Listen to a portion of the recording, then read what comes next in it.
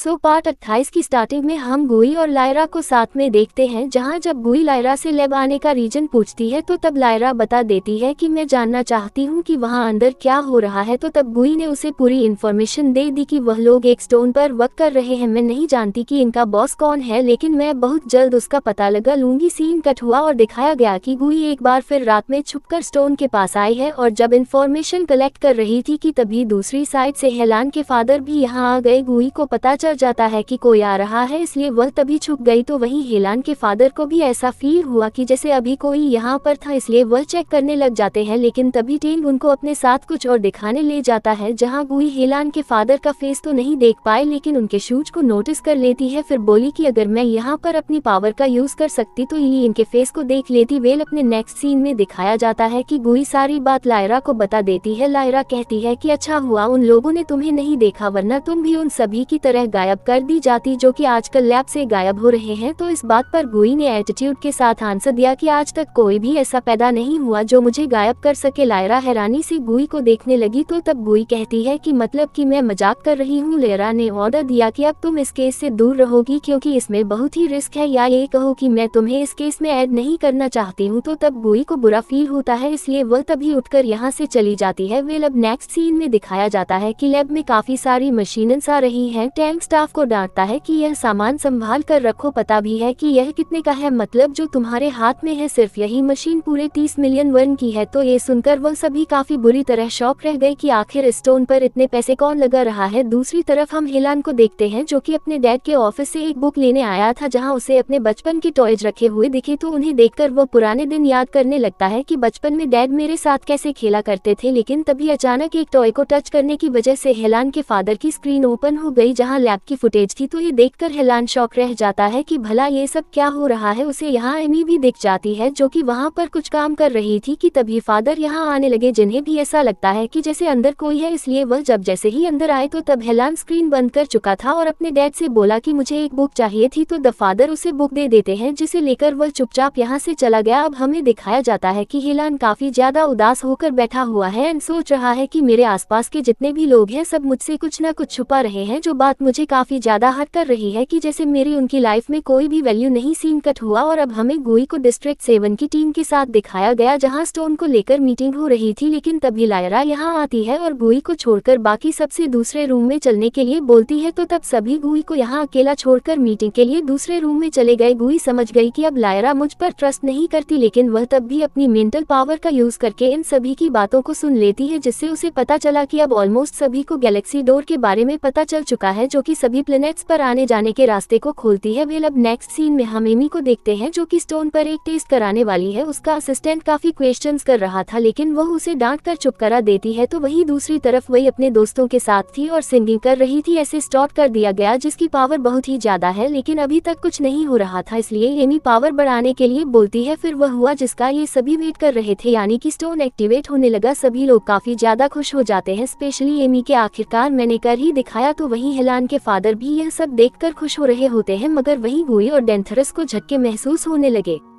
इसलिए डेंथरस कहता है कि डोर ओपन हो चुका है, इसलिए जल्दी चलो मेरे साथ साथ, हमें वापस घर जाना होगा। तो तब गुई जाने से मना कर देती है कि नहीं, मुझे सोचने के लिए थोड़ा और टाइम चाहिए, इसलिए मैं अभी नहीं जा सकती। एक्चुअली गुई परेशान हो रही है कि वह ऐसे कैसे सभी को बिना गुड बाय करे चली जाए। डेंथरस कहता है कि अगर तुम्हें नहीं जाना तो मत जाओ, मैं तो तुम्हें छोड़कर जा रहा हूँ। और जब यहाँ से चला गया तो तब गुई पुरानी बातें याद करने लगी कि वह कैसे एक प्रॉमिस के साथ अर्थ पर आई थी और कैसे उसे अभी अपने प्लेनेट के लिए काफी कुछ करना भी है, पर साथ ही उसे अपने दोस्तों और हेलान की भी काफी याद आ रही होती है। इसलिए वह कंफ्यूज होने लगी कि आखिर मैं किसे चूज करूं। लेकिन फिर काफी सोचने के बाद वह फाइनली अपने लोगों के लिए अपने प्लेनेट पर जाने का डिसाइड करती है। इसलिए जब डेंथरस वापस आया और पूछता है कि क्या तुम्हें सच में नहीं चलना, तो तब गुई तुरंत खड़ी हो गई और बोली कि नहीं, मैं चलने के लिए रेडी हूँ, चलो जल्दी से चलते हैं। तो तब डेंथरस वहीं बैठ जाता है और बोला कि अरे रुक जाओ, इतने से झटकों से थोड़ी ना गैलेक्सी डोर ओपन होता है, मैं तो बस तुम्हारा टेस्ट ले रहा था कि तुम हेलान अपने दोस्त या अपने प्लेनेट में से किसे चूज करती हो? चलो फिर से सिंगिंग और डांस करते हैं। गुई गुस्से से कहती है कि क्या कहा तुमने कि तुम मजाक कर रहे थे? डेंथरस बोला कि हाँ, वरना स्टोन कोई खाना थोड़ी है जिसे तुम जब चाहो तब खा लोगे। मगर जब देखता है कि गुई को काफी ज्यादा गुस्सा आ चुका है तो तब वह डरने लगा। दूसरी तरफ स्टोन भी अब शांत हो चुका था। तो वही जिनजिंग और यूचेन जब ये दोनों वापस आए तो देखते हैं कि गुई डेंथरस को बहुत बुरी तरह मार रही है, इतनी बुरी तरह कि उसका सर तक फोड़ देती है और बस नॉनस्टॉप मारती गई कि तुम्हारी हिम्मत कैसे हुई इतना घटिया मजाक मेरे साथ करने की। तो तभी यूजर बेचारा काफी ज्यादा डर जाता है कि मुझे नहीं पता था कि मेरी बहन अपने दोस्तों को भी इतनी बुरी तरह मारती है। वेल अब हम देखते हैं कि सभी लोग कैसे एमी की तारीफ कर रहे हैं कि उसने बहुत अच्छा काम करा। तो ये सब सुनकर एमी खुश होने लगी, क्योंकि कहाँ पहले सब उसे बस गुस्से वाली समझ रहे थे, लेकिन अब सभी लोग उसके काम से इम्प्रेस है। वेल अब एमी साइड में आती है एंड छुपकर फाइल की फोटो क्लिक करके किसी को सेंड कर देती है, यानी पता नहीं एमी किसके साथ मिली हुई है जो हेलान के फादर से छुपकर यह सब काम कर रही है। वेल अब हम डेंथरस और जिनजिंग को देखते हैं, जहां डेंथरस जिनजिंग से पूछने लगा कि क्या तुम सच में मुझे पसंद करती हो? तो तब जिनजिंग कहती है कि हाँ, मैं तुम्हें सच में बहुत ज्यादा पसंद करती हूँ और अपनी पूरी लाइफ तुम्हारे साथ रहना चाहती हूँ। तो तब डेंथरस बताता है कि पर मैं बहुत सेल्फिश हूँ, टाइम आने पर मैं तुम्हें भी छोड़कर जा सकता हूँ। तो तब जिनजिंग कहती है कि मुझे पता है कि तुम ऐसा कभी नहीं करोगे, क्योंकि मैं जानती हूँ कि तुम भी मुझे दिल से प्यार करते हो। डेंथरस इमोशनल होने लगा जिनजिंग की इन सभी बातों को सुनकर, इसलिए उसे तभी हक कर लेता है। जिनजिंग ने अपनी कुछ विश बताई जिन्हें वो पूरा करना चाहती है। तो तब डेंथरस बोला कि हम अभी उन सभी विशेष को पूरा करेंगे। जिनजिंग कहती है कि पर अभी। तो तब डेंथरस कहता है कि हाँ, क्योंकि टाइम का कुछ पता नहीं कि यह अच्छा टाइम कब खत्म हो जाए। फिर ये दोनों बाहर आते हैं और काफी ज्यादा एंजॉय करने लगते हैं, यानी काफी सारे कैफे पर आए और केक खाते हैं, क्योंकि दोनों को ही केक्स काफी ज्यादा पसंद थे। साथ ही इन दोनों ने इन सभी मोमेंट्स को अच्छे से एंजॉय भी करा। वेल अब हम गुई को देखते हैं जो कि अभी तक परेशान है कि जब डोर ओपन होगा तो मैं क्या करूंगी, क्योंकि मेरा यहाँ से जाने का बिल्कुल मन नहीं, पर मेरा अपने प्लेनेट पर जाना भी जरूरी है। तो वही हेलान के फादर को टैंक बता रहा है कि किसी की मेरे पास कॉल आई थी जिसको हमारी सीक्रेट रिसर्च के बारे में पता है और वह पसंद मुझसे मिलना चाहता है। तो तब पहले तो हेलान के फादर हैरान हुए कि भला वह पसंद कौन हो सकता है। फिर टैंक से उस पसंद से मिलने के लिए कहते हैं। टैंक उस पसंद से मिलने आ जाता है और अब क्योंकि वह पसंद और कोई नहीं बल्कि हेलान है, जिसको टैंक तो जानता है लेकिन हेलान टैंक को नहीं जानता, इसलिए टैंक से थोड़ा आगे आकर बैठ गया। तो तब टैंक हैरान होने लगा हेलान को देखकर, और जब उसने कॉल की तो हेलान का मोबाइल रिंग हुआ, इसलिए टैंक को पूरी बात समझ आ गई